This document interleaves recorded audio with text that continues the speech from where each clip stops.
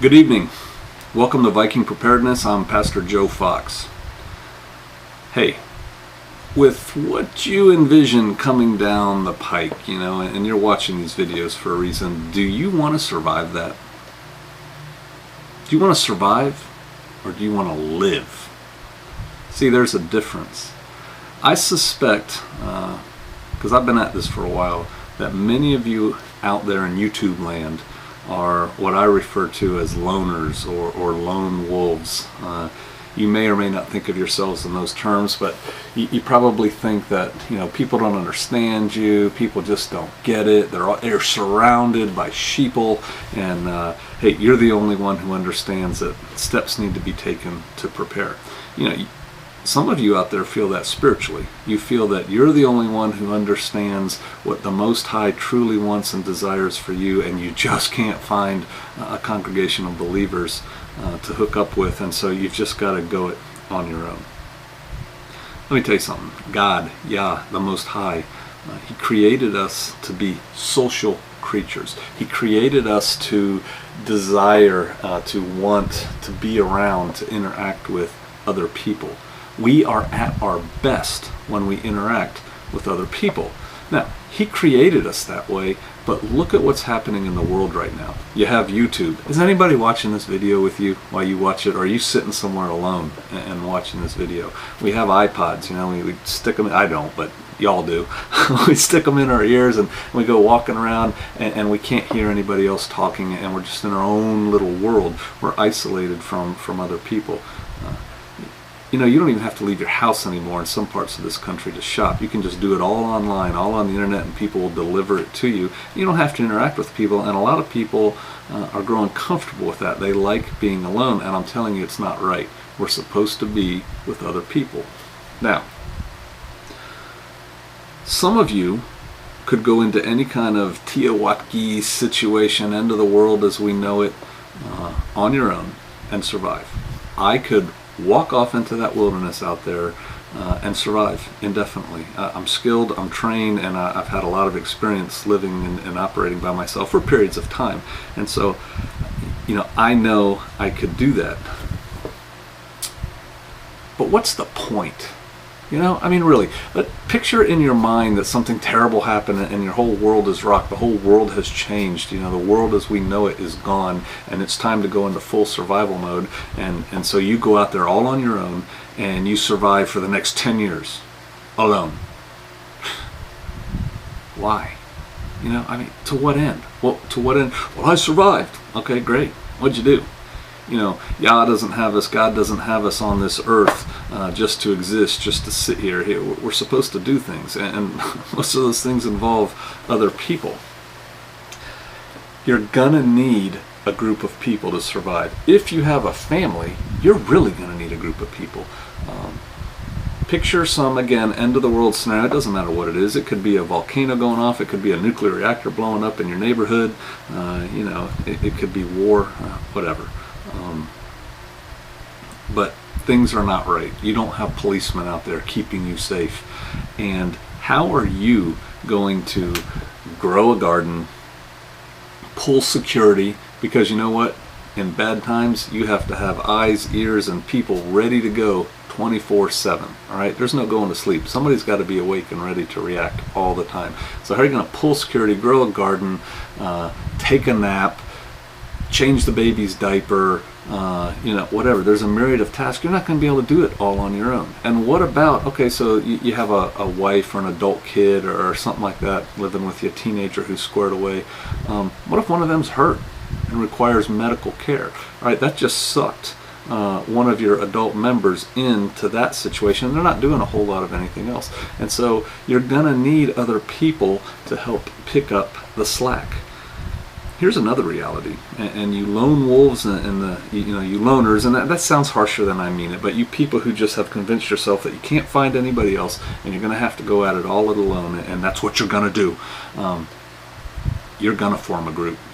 You're going to form a group. When times get hard, you're going to fall in with people. Those neighbors next door that you can't stand because they just don't get it, and they spend all their money on going out to eat and buying a new bass boat every 2 years and a new truck every 3 years. they're better allies than the Wolfpack motorcycle gang that's going to come rolling down your street. All right, and so you're going to form up with them anyway. Would it not be better if you were going to form an ad hoc group in the event of an emergency to try and put a little thought into it now and have a more functioning group if and when the time came? Now, I know another fact about most of us, all right? You, me, most of us, and it doesn't so much apply to me.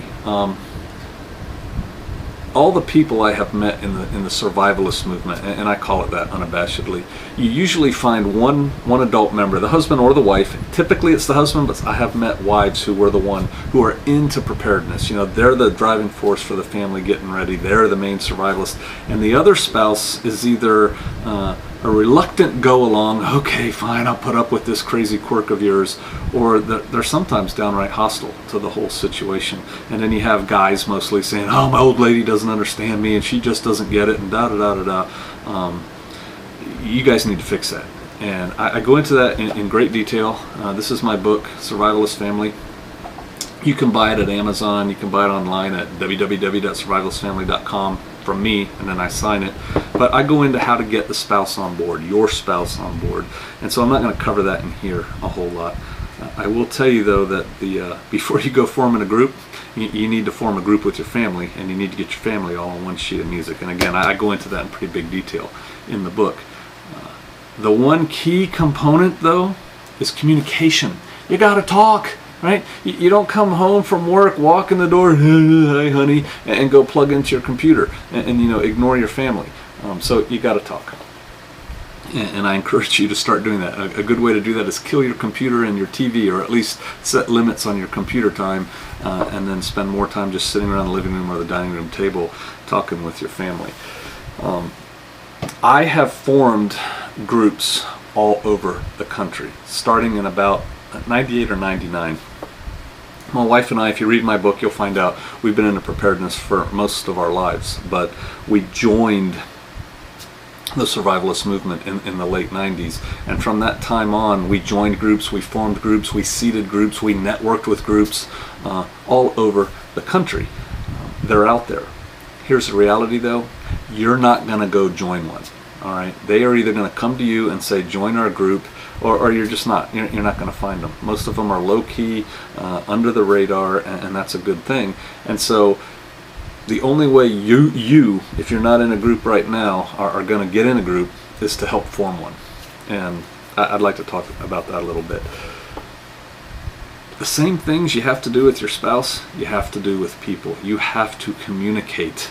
I have met so many people into preparedness who are so tight-lipped. They're paranoid, right?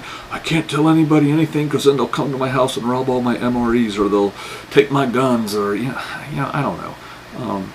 You can talk to people without saying, hey, you want to see my food larder? I've got 10 years worth of rice in here. Or you can talk to people about firearms without saying, I've got 40,000 rounds of ammunition and whatever, 8 kinds of rifles and 4 pistols. You don't have to share your whole life story with people to talk to them, to assess interest. And so you guys really do need to get out there and start talking and quit being tight-lipped about it. Well, I'll never tell anybody because stop it. Go meet people. You know what? There are a lot of people out there right now who are thinking very similar things to you, and they too are afraid, and somebody's got to go first. So go find some people and chit-chat with them. I tell people, and I do this. I do these techniques, so they're tried and tested from my perspective. When somebody new moves into your neighborhood, bake them some cookies. They moved in. You saw the moving truck come.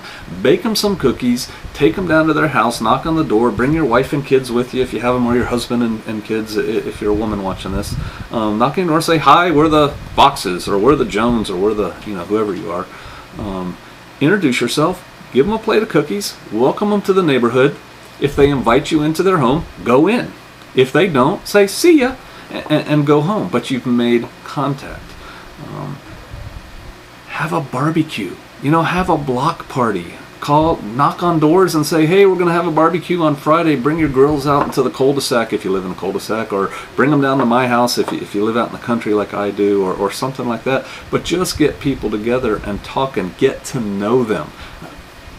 I can't tell you how many times I've told people to do this and they go, well, you don't understand my neighbors. They're a bunch of jerks and they do this and they do that. And guys, they're your neighbors. Go meet your neighbors and at least try.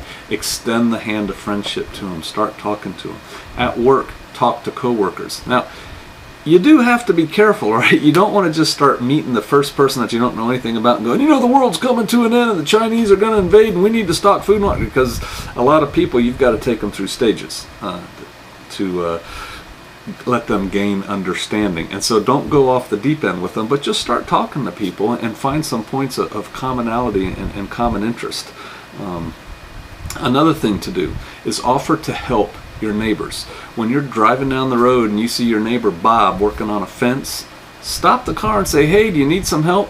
Here's what's probably going to happen. He's probably going to say, no, I got it. We're all like that. You know, as Americans, we're fiercely independent. That works against us forming groups, by the way. And we like to think, you know, we can do things on our own. You know how you get people to accept help? You ask them for help. Maybe the first time you ask Bob if he needs help with his fence. Next time you're trying to move something, call him up, knock on his door and say, hey, tomorrow afternoon I need to do this chore at my place. Do you think you could come help? Ask him a couple times. If he says no the first time, ask him a couple more times. People like to help generally, and have them come over and you'll get to know him. I formed a group in my church. We call it Christians in Community. And we're looking at the Acts 2 church, if you will, and how people live together in community. And we just kick those ideas around. Well, that's developed into kind of a preparedness-oriented discussion group. But we do things. You know, we helped one woman put up a fence. We helped another woman shear her sheep. We helped her butcher her sheep later. And we're working together as a group. And then that spawns relationships that go off in other areas.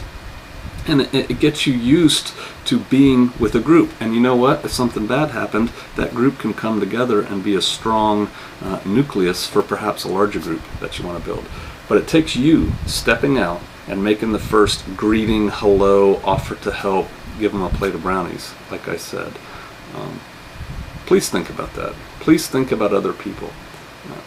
You know, I talk mostly on this YouTube channel about physical preparedness, survivalism, preparedness, things like that. It all has a subtext of spiritual preparedness. You know, we can read in the Word that we're not supposed to forsake the assembling of ourselves together like some people do, right? But we're supposed to exhort one another. We're supposed to encourage one another, and all the more as we see the day approaching. That works on two levels. You know, if you think you're the only one who gets it, with your relationship with the Most High, then why don't you invite your neighbors over and share the Word with them? Why don't you share Jesus with some people? Wonderful things can happen if you do, but you got to take the first step. I'm a big guy about doing things. Get out there and do. Hey, go make a plate of brownies this weekend. Go knock on your neighbor's door and say, you know, I've lived here for 10 years and I've never really gotten to know you. How do you do?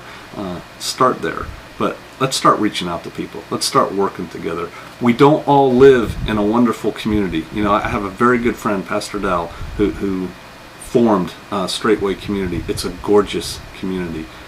Guess what, guys? It didn't just happen overnight. Lots of blood, sweat, and tears and time went into developing that. You are probably not going to sell everything you have tomorrow and go move to a community. You may not know of a community that would accept you.